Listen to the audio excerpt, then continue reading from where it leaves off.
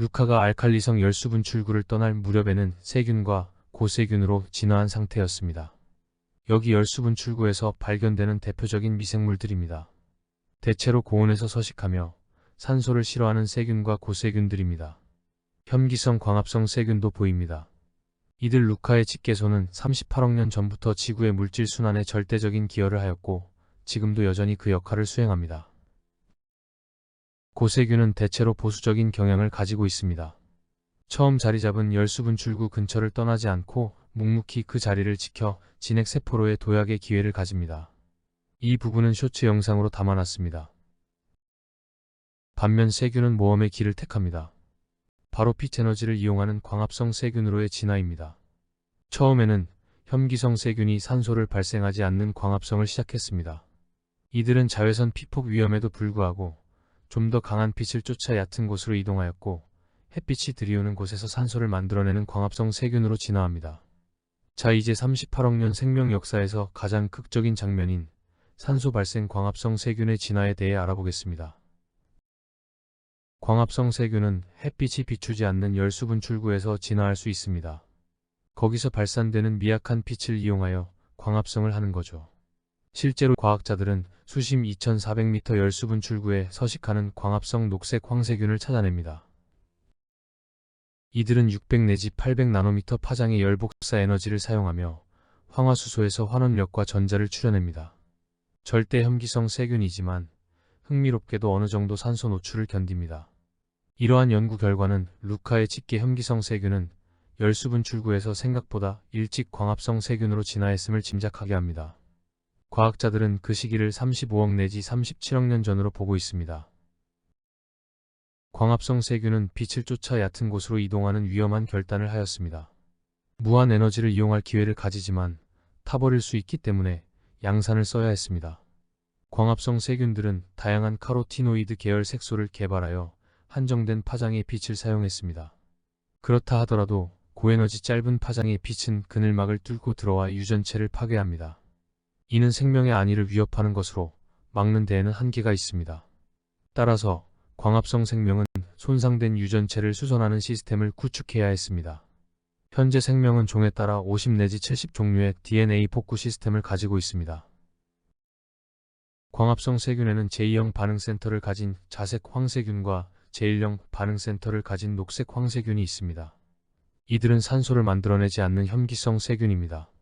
제2형 반응센터는 원점 회귀형 전자 전달 시스템을 가지고 있어 빛에 의해 들뜬 전자의 빈자리를 메꾸면서 ATP를 만들 수 있습니다. 반면 제1형 반응센터는 오픈형 전자 전달 시스템입니다. 빛에 의해 들뜬 전자는 황화수소에서 빼낸 전자로 메꿔집니다. 햇빛이 충분히 들이오는 얕은 바다에서 광합성 세균들은 일대 혁신을 이룹니다. 바로 산소를 생산하는 광합성 남세균으로의 진화입니다. 자색 황세균과 녹색 황세균이 가지고 있는 두 반응센터를 한 곳에 모아 연결시키고 전자 전달계 부품을 용도에 맞게 추가하여 개선했습니다. 이 자체도 혁신이지만 생명 진화 역사에서 가장 극적인 혁신이 이루어집니다. 물 분자를 빛 에너지로 쪼개는 산소 발생 복합체 개발이 바로 그것입니다.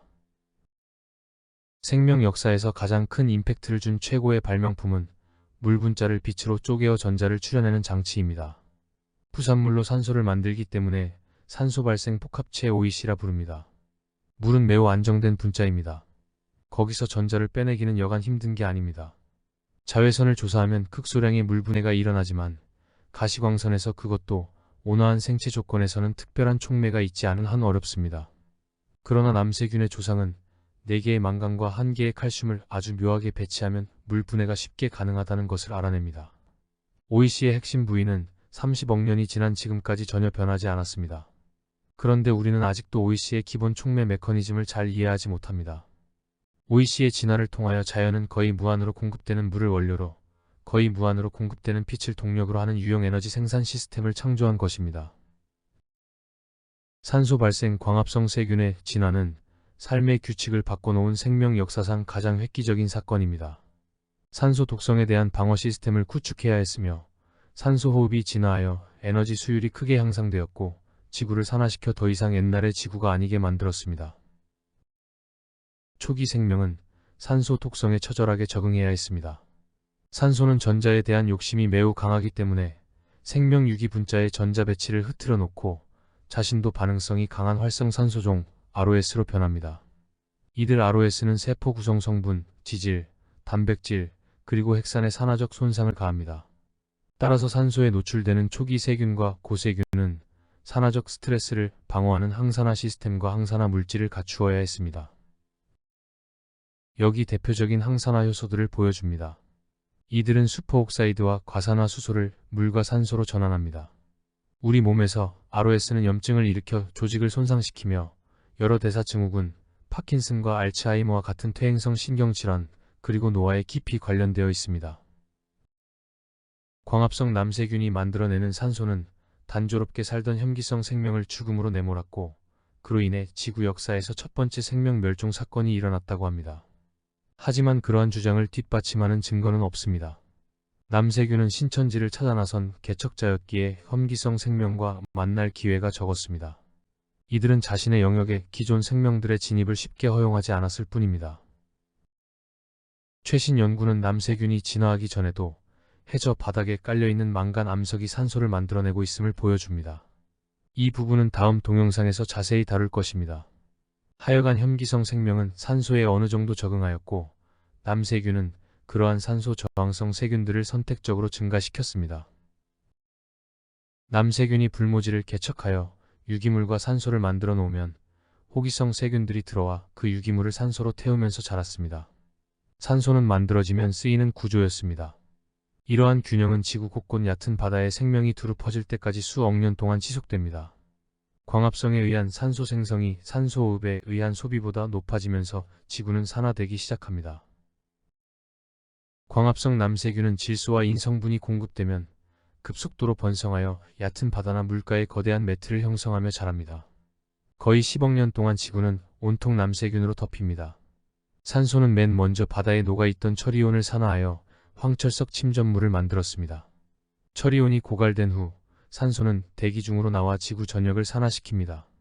이제 지구는 더 이상 옛날 지구가 아니게 됩니다.